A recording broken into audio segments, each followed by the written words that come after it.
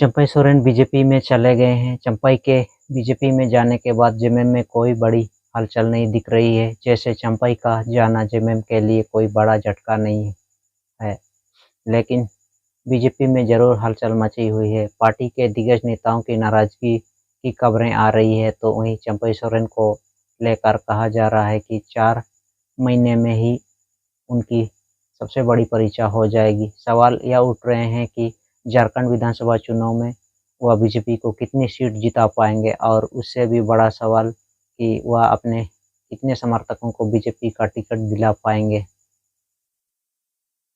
इस बीच अब यह भी दावा किया जाने लगा है कि चंपई जेएमएम में वापसी का रास्ता भी तलाश रहे हैं, और इसी के चलते उन्होंने शिबू सोरेन के खिलाफ कुछ भी बोलने से इनकार कर दिया है।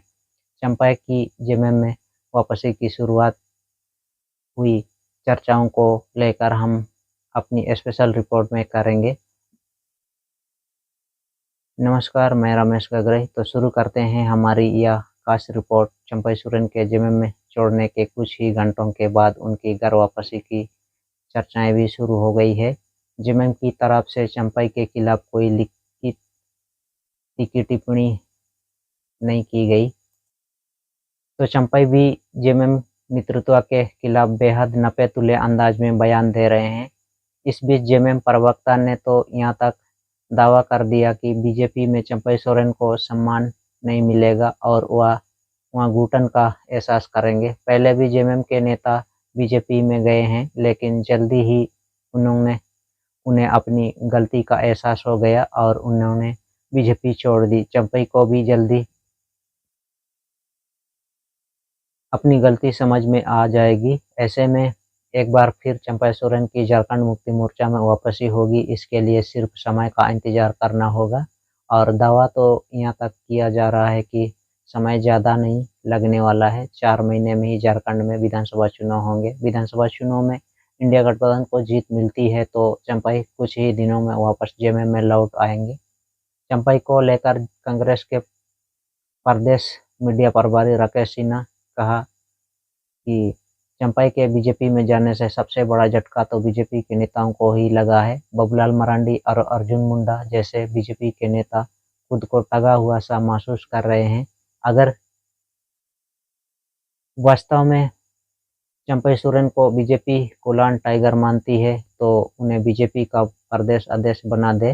वैसा एक सवाल यह भी उठ रहा है कि जब बीजेपी के पास पहले से ही झारखंड में आदिवासी नेताओं की कमी नहीं है, तो फिर उसे चंपई की ज़रूरत क्यों पड़ गई। और इस सवाल का जवाब लोकसभा चुनाव के नतीजों में छिपा हुआ है। लोकसभा चुनाव में राज्य की 14 सीटों में से बीजेपी को 8 सीटों पर जीत मिली, जबकि 1 सीट सहयोगी आजसू को मिली। लेकिन यह नतीजे बीजेपी को खुश होने का मौका नहीं दे रहे हैं, बल्कि डरा रहे हैं, क्योंकि 2019 में बीजेपी ने आजसू के साथ मिलकर राज्य की 14 सीटों में से 12 सीटों पर जीत हासिल की थी। और लोकसभा चुनाव के 6 महीने बाद जब विधानसभा चुनाव हुए तो बीजेपी 81 सदस्यों वाली विधानसभा में सिर्फ 25 सीट जीत पाई, जबकि जेएमएम ने अपने सहयोगियों के साथ 48 सीटें जीत ली, जिसमें जेएमएम को 30, कांग्रेस को 16, आरजेडी को 1, भाकपा माले को 1 सीट मिली थी। इसके बाद हेमंत सोरेन पीएम बने। यानी लोकसभा चुनाव और विधानसभा चुनाव में राज्य का मतदाता अलग-अलग वोटिंग करता है। 2019 में बीजेपी के खिलाफ बहुत ज़्यादा गुस्सा नहीं था, लेकिन इस बार ज़बरदस्त गुस्सा दिखाई दे रहा है। खासतौर पर जिस तरह से हेमंत सोरेन को जेल भेजा गया, यह गुस्सा आदिवासियों के बीच ज़्यादा दिखाई दे रहा है, और इसका असर लोकसभा चुनाव में ही दिखाई दे गया। झारखंड की 5 लोकसभा सीट खूंटी, लोहारदगा, सिंहभूम, राजमहल, दुमका आदिवासियों के लिए सुरक्षित है, और बीजेपी आदिवासियों के लिए सुरक्षित यह सभी सीटें हार गई।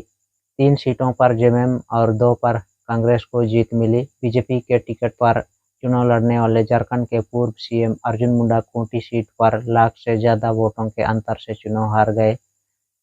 संदेश साफ है कि राज्य में आदिवासियों का भरोसा बीजेपी में नहीं दिख रहा है। झारखंड में आदिवासी आबादी 25% है। राज्य की करीब 40 सीटों पर आदिवासियों का जबरदस्त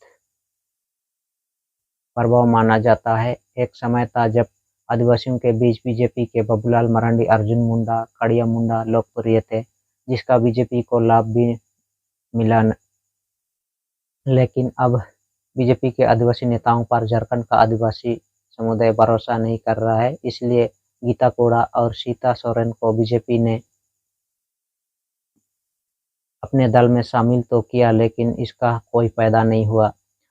मधु कोड़ा की पत्नी गीता कोड़ा और सीता सोरेन दोनों ही लोकसभा चुनाव हार गए। ऐसे में बीजेपी की आखिरी उम्मीद चंपई सोरेन थे, लेकिन यह भी कहा जा रहा है कि बाबूलाल मरांडी जैसे नेता चंपई सोरेन को मिलने वाली तवज्जो को लेकर नाराज है। अगर बाबूलाल मरांडी की नाराजगी बढ़ती है तो फिर बीजेपी को जबरदस्त नुकसान होने वाला है।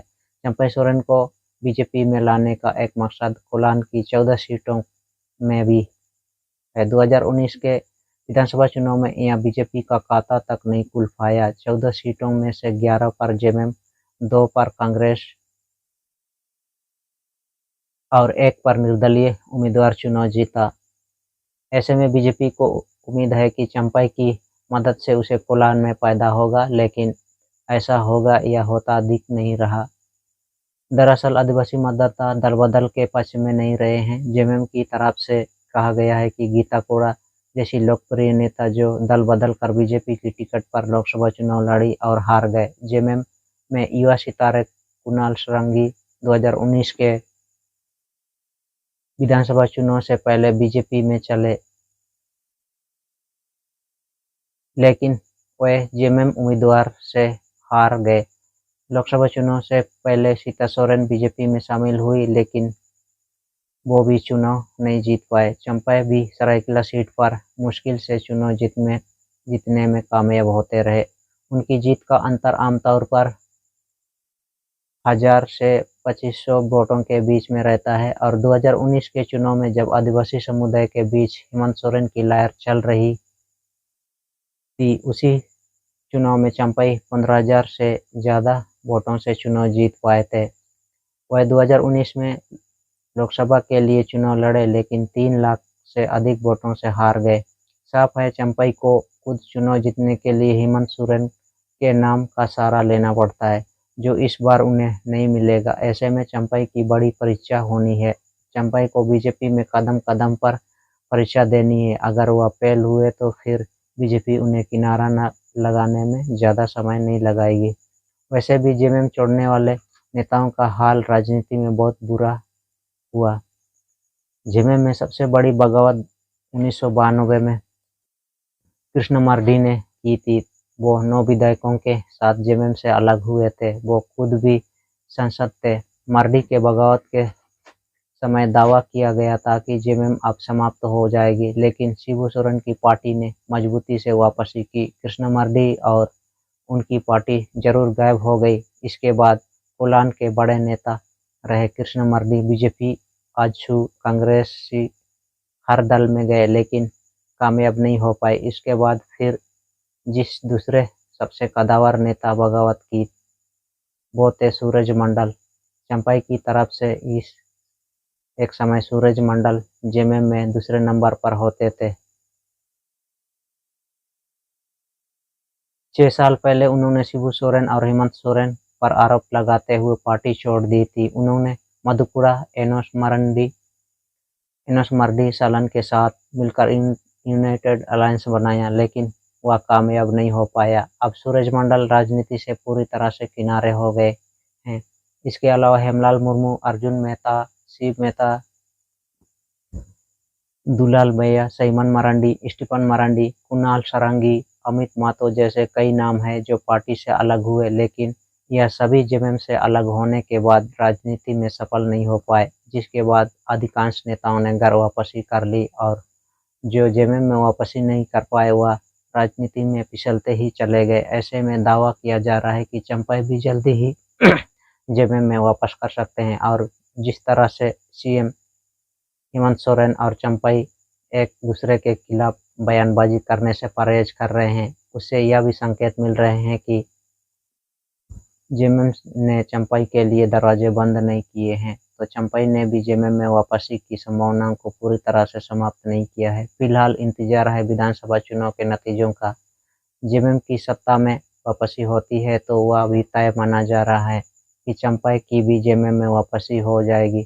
तो आज इस स्पेशल रिपोर्ट में बस इतना ही। अगर आपको यह रिपोर्ट पसंद आई तो वीडियो को लाइक करना ना भूलें और चैनल को सब्सक्राइब कर लें। नमस्कार।